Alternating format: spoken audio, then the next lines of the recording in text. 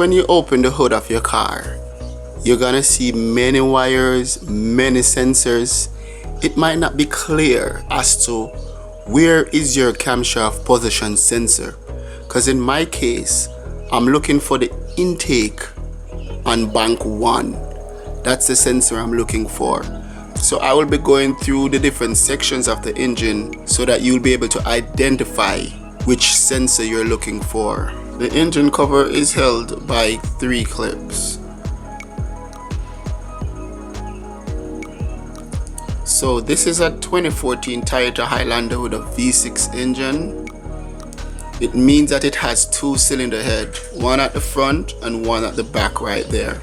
So the engine is in a V shape, just like that.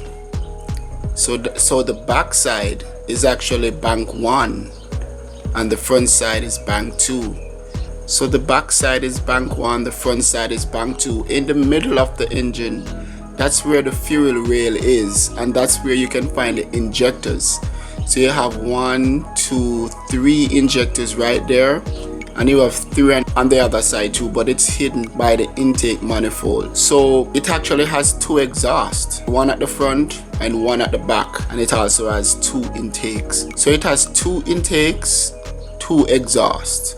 So to be guided as to where you will find the intake and the exhaust, the intake is always closest to the fuel manifold, or where you find the injectors.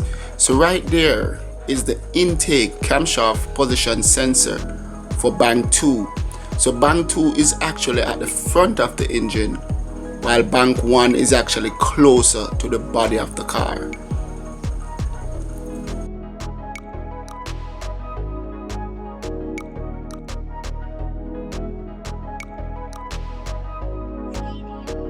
So that's the exhaust camshaft position sensor right there, and the one to the left, which is closer to the fuel injectors, is the intake camshaft position sensor.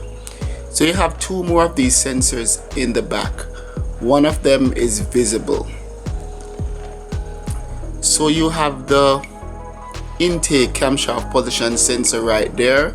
As you can see, it's closer to the injectors or to the intake manifold. So as you can see right there, that is a camshaft position sensor for bank 1. Bank 1 is closer to the engine. That's where you find cylinder 1. The exhaust camshaft position sensor is hidden by that intake manifold. So if you need to remove the exhaust camshaft position sensor, you will need to remove the intake manifold. Before jumping ahead and just change your sensor when you get a check engine light, you should follow the steps of checking your wire harness, check your oil and filter. If those are fine, you can then think about changing your sensor, because all those are cheap. If those are not the problem, it might be an expensive job, and you will definitely need to take it into the professionals.